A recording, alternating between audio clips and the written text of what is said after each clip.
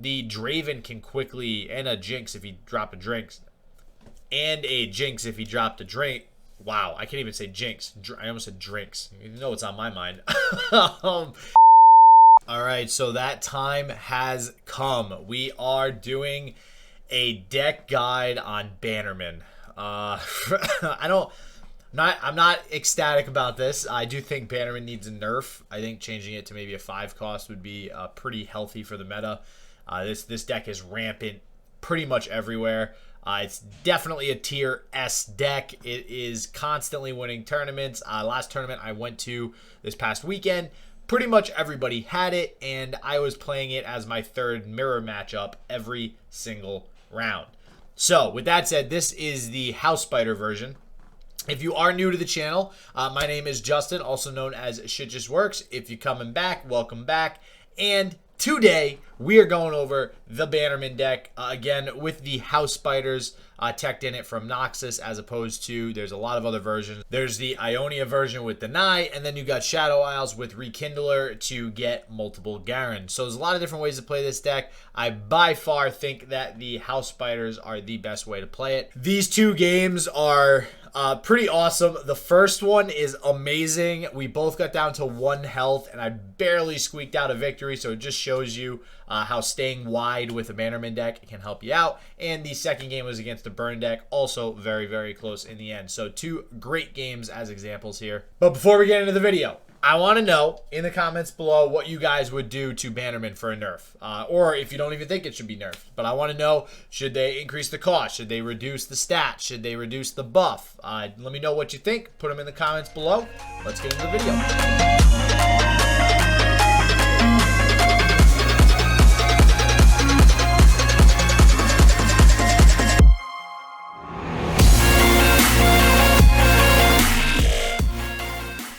So real quick, I just want to go over kind of the basic deck construction of this deck. It's pretty straightforward, and if you've played any Legends of Runeterra thus far, you totally have seen this deck before. There's a couple variations of it, a couple different cards here that we can change. Always 3 Fleet Feather, always 3 Brightsteel Protector, always, well, if you're playing the House Spiders, always 3 House Spiders. Now, the House Spiders can be changed out. Instead of Noxus, you could put, 1, 2, or 3 Deny in there. I think the Ionia version usually has only 1 Deny, if I'm not mistaken, but it doesn't actually max out on the 3 of them. Purify is something that you can also play with as well, whether it be 1, 2. I would not play 3. I don't think I've seen 3 played at this point. I think it's a little bit overkill, but Purify can be that difference maker sometimes in also the mirror match. I mean, obviously any matchup, but it's very good in the mirror match, so it's almost why you need to play 1. Single combat is almost always 3. War Chef's 3. Fiora you can also play with at 2 or 3. My version, I have 2. I'm not crazy about Fiora because she only has 3 life, so she's less sticky. But I'm kind of back and forth with her a lot, whether or not it's 2 or 3 Fioras. You can actually get Fiora's win condition off with this deck, depending on what it is you're playing against. If it's more of like a token deck or an aggro deck, there's a good chance you can get her off pretty early and actually win the game before they can burn you down. So something to take into consideration with how many you play. If you're playing more aggro, play probably more Fiora. Laurent Protege is almost always 3. Prismatic Barrier is another one that you can kind of change between 1, 2, or 3. Usually you want at least 2 in there. It's a very, very, very useful card to again, keep your units on the field and keep them sticky. Riposta, as I like to call it, is always at 3. Good, again, to combo with Fiora as well for the win condition. Bannerman, obviously a 3 of. This is the core of the deck. This is why we're playing the deck in the first place, which is why this needs to be nerfed. Garen is a 3 of. Swiftwing Lancer is, I would argue, always a 3 of. I'm not sure if people have played around with playing less of this or not, but this is an amazing card. It replaces itself as far as advantage is concerned, and a 5 attack challenger is absolutely great in almost any situation.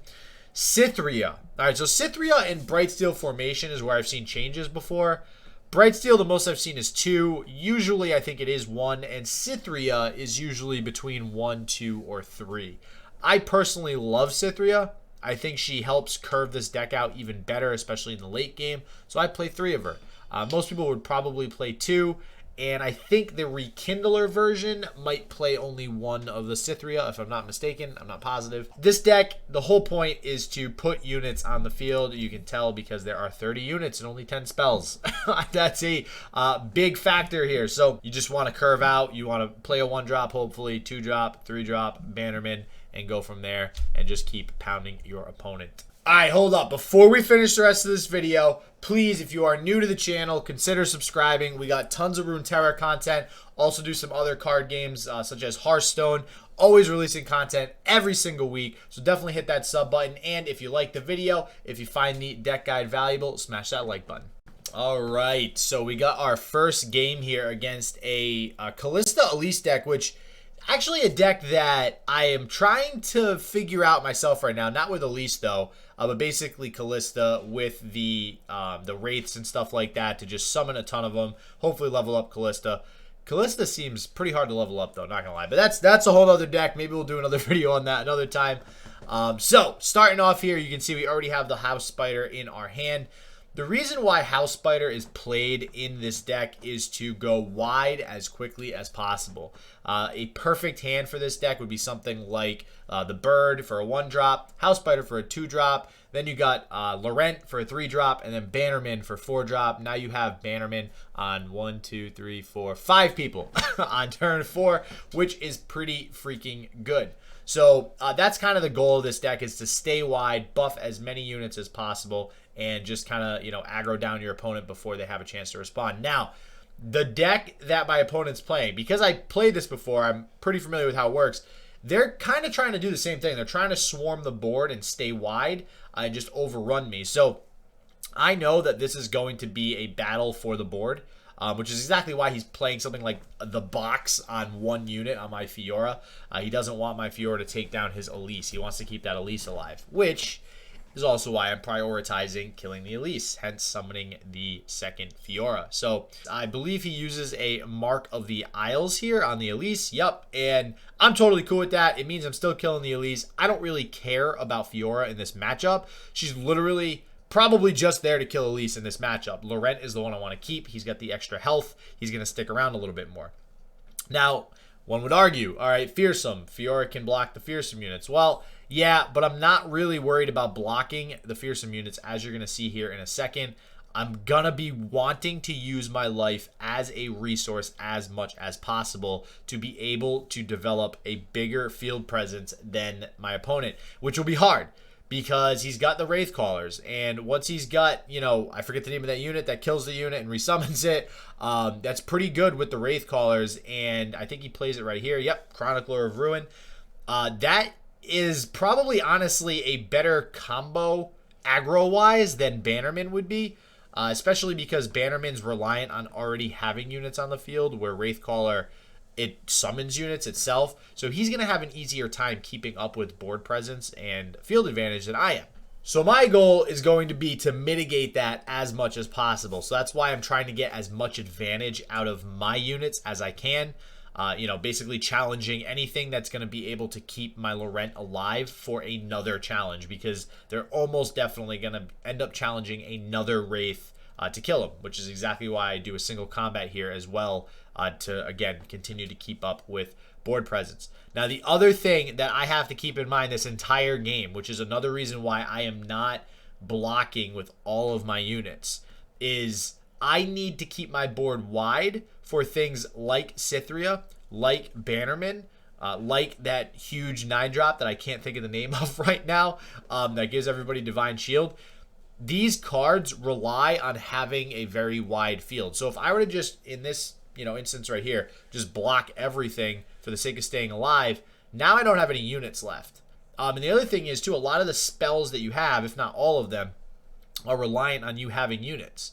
If you don't have units to use Riposta on or use, single combat on, then they're just dead draws in your hand. Then if you do draw something like Swiftwing Challenger, now you're screwed, because that's not really a good card to use single combat with later in the game, because you're probably not going to be able to kill much.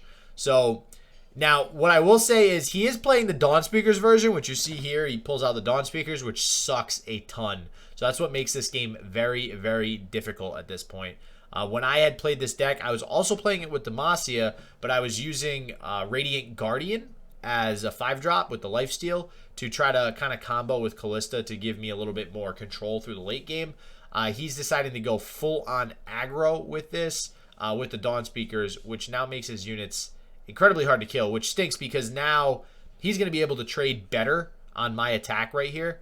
I have to attack with the Cythria, right? I have to get the buff on all these units. I have to pull his Dawn Speakers with the 5-drop bird, which man, I'm terrible with these names. I don't know why I can't remember these freaking names of these cards. The Death Rattle, that's Hearthstone. The freaking Last Breath Bird 5-drop that gets you an elite in your hand. I can tell you what all the effects are. I just can't tell you the freaking name. So anyways, we end up trading decently here. Most importantly, the Cythria stays at 6. And that means that I'm going to get at least a couple blocks out of her. I can block a 4 attack or a 5 attack, and then I can block another, fearsome unit or something on the following turn. Having the 2 single combats still in my hand are what saved this game for me right here. I almost definitely needed to draw this Garen. So I'm not going to lie. My draws towards the end of the game were pretty perfect in order for me to come back from this because I'm very much on my back foot right now. Him playing this Brute Awakening, the only way I live through this is having a single combat in my hand. So having saved it was great. And then from here, a lot of my draws kind of play out perfectly to the point where he gets me down to 1 health and I'm able to come back. And the good thing against this deck, so whenever you look at matchups, you want to think to yourself, what cards does your opponent have access to, right? Now, we know they're playing Dawn Speakers with Shadow Isles. We know they're playing Allegiance. It's a pretty good possibility, especially with what he's played so far. He's only playing Dawn Speakers for Demacia, right? So Shadow Isles is really where he's going to get all of his tools from. And being that it's more of an aggro and aggressive deck with, all the wraiths and stuff like that, he's not going to be playing something like Vengeance. He's not going to be playing something like Ruination, stuff like that. So you don't have to worry about those hard removal cards. You just have to focus on the combat. Now we can see here he also plays Relentless Pursuit. So now I'm guessing, okay, he's playing Relentless Pursuit. He's playing a couple Dawn, or probably 3 Dawn Speakers, maybe 1 or 2 Relentless Pursuit, and then the Allegiance. So I know that my guys are safe. My big dudes are safe. My Garen, I can single combat him and still have him regenerate because he's not going to be playing. I think I was putting him on Vile Feast most of the game, and he never ended up playing Vile Feast. So I'm pretty sure he just doesn't play it at all. So my Garen was actually safe with that 1 health towards the end of the game. But anyways, I digress. Again, you kind of know what you can play around at this point and what you do and don't have to worry about. So being able to pop the Garen and the Cythria later on in the game was based almost entirely on the fact that I knew he was not going to have a Vengeance or any sort of hard removal other than having to sink units into it. So drawing this other Cythria is, again, a huge draw. Drawing late game, if you're top decking, anything that's going to cost more mana is going to be beneficial to you because it's going to be bigger, it's going to be badder, it's going to have better effects. So drawing the Cythria was perfect. I was actually considering single combating here pre-combat, but I only had 10 damage, not 11. Otherwise, I could have won that turn. But then I end up top decking another Garen for the win. So you can see here these last few draws, especially getting the elite off of the bird, which I still can't remember his name. I needed a unit there to block, and I got a unit that I was able to play with the 4 mana. I could have gotten Radiant Guardian or that other 5-drop that's tough, so that would have been really bad. So I did get some good draws there at the end. But, again, the biggest core concept with this deck is staying wide, and that's what I did the entire game. You have to develop units, you have to keep units to eventually get Bannerman. I didn't even get Bannerman that game, so it feels bad, man. But let's see if I get Bannerman this game. I can't actually remember if this was a game I got Bannerman or not. So you could argue that I could have kept the Purify against the that 1/4, the Saboteur, and just to prevent those effects that deal damage to the Nexus, deal 1 damage, deal 2 damage. But, I don't know. I decided not to keep it. It ended up turning out okay because I do believe I won this game. But generally, when you mulligan, and I ended up drawing it anyways. When you mulligan with this deck, you want to mulligan for 1, 2, and 3 drops. You could consider keeping a Bannerman if you already have a 2 and a 3 drop, or a 1, 2, and 3 drop. That's like the dream hand, right? So that's what you're looking for because you want to be able to flood the board super, super early. Now, the Crimson Disciples are kind of a pain with this deck because of the War Chefs. I mean, he can block the War Chefs with the Crimson Disciples. And then I end up taking 2 damage, and I need to conserve as much life as possible against an aggro deck like this. So my thought right now is, okay, how do I get rid of those Saboteurs, and how do I not allow the Crimson Disciple to proc? So first and foremost, I want to kill the Crimson Disciple, I want to kill a Saboteur, and still maintain more board presence over my opponent. So this is a great trade for me, right? Now he pulls the Transfusion. Not every aggro deck like this plays Transfusion, so that is usually a surprise. Usually when you're playing against these decks, you're not assuming they have Transfusion. You're thinking that they're just having straight aggro burn, Jinx and Draven with Mystic Shots and get excited. So that's usually a surprise. So he definitely got me there with that. I should have still probably tried playing around that, but I don't think there's really any way that I could have played around that. San saving 2 mana with the Purify, right? So again, we're looking to get rid of as many units as possible and keeping our field advantage. And that's what's happening right here, getting rid of the Saboteur. So this is a pretty straightforward matchup. Once he plays the Draven, I pretty much have to get rid of it. The thing with the Draven is, especially with having 2 3-health units on the board, is that even though they're playing a burn deck and they're going to inherently lose advantage and field advantage anyways because they're just trying to go face, if he drops a Jinx, then they can pretty easily smash through your field with the quick attack because you don't have too much really unless you have a barrier or a riposte in hand. They're probably just going to kill your War Chefs or at that point the 3/3 that I had on the field. The good thing about War Chefs too is that it does, fun fact, it heals your unit. If you have like a Laurent that's a 2/4 and it goes down to a 2/3, then you play a War Chefs and then you support the Laurent and attack with both, he's going to go up to a 3/4, but then when the +1/+1 ends at the end of the turn, he actually stays as a 2/4. So any plus health or added health is actually going to heal the unit. I don't know if that was an intended effect by Riot, but I have noticed that, and I do like it. I think it's good overall. I think it makes War Chefs a little bit better as well. Now you can see he's starting to go for my face. So now I basically have to prevent any and all damage that is coming my way. And with my hand, I'm essentially thinking, okay, I have this game in the bag as long as I don't take a lot of damage. So I can't, at this point, any damage that I can avoid, I need to avoid. Obviously, if he Mystic Shots my face or Get Excited as my face, I can't do anything about it, but I need to avoid as much damage as possible. So what I end up doing is playing the Protector here. With the Protector, what you always want to be doing is using it to either stop your opponent's attack or develop field presence where your opponent can't remove your field. So a lot of times if you have like the 1-drop bird in the beginning and then you play Protector next, you can barrier the 1-drop and then now you have 2 units that are probably going to stick on turn 2, which gives you then turn 3 to play Laurent, and now you have a 4-health unit on board too. So that pretty much guarantees you're always going to keep 2 units at least on board until turn 4 if you do have a Bannerman. So that's exactly what you want to be using that Protector for, is things like that. Now you can use it on the offensive too. If you have a Challenger unit, you can barrier the Challenger and then pull something in. That's obviously a good play as well. But early in the game, it is pretty useful to play it even if you're not utilizing the barrier and it just disappears at the end of the turn, solely so that you can gain field presence over your opponent. So now he's starting to go face even more. I pretty much have this done by next turn if he doesn't top deck something. So granted, he could have top decked anything here and probably would have won. He ends up grabbing the 3/1 Last Breath dude that deals 2 damage, and it's not quite enough. So I barely irked this one out as well. And unfortunately, no Bannerman. So just to put this into perspective for you guys, if Bannerman were involved in any of these games, these would have been blowouts probably. That's how ridiculous this deck is. I didn't even draw Bannerman, and these decks still did incredibly well. You draw a Bannerman on a field of even 2 units or 2 followers, and you're golden. I mean, you're getting a 4 mana, 4 mana 6/6, essentially. And spread across multiple units, which is a big deal because the difference between 2 and 3 health is huge, and the difference between 3 and 4 health is huge.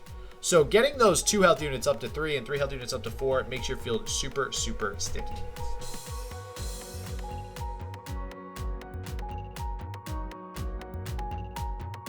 All right, that's it, guys. I hope you guys enjoyed this overview of the Bannerman House Spider deck.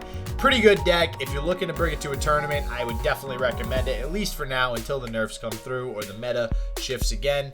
And hopefully you can play this deck a little bit better than you could before. So, as always, I hope everybody is staying healthy, stay positive. I hope shit just works for you, and peace out.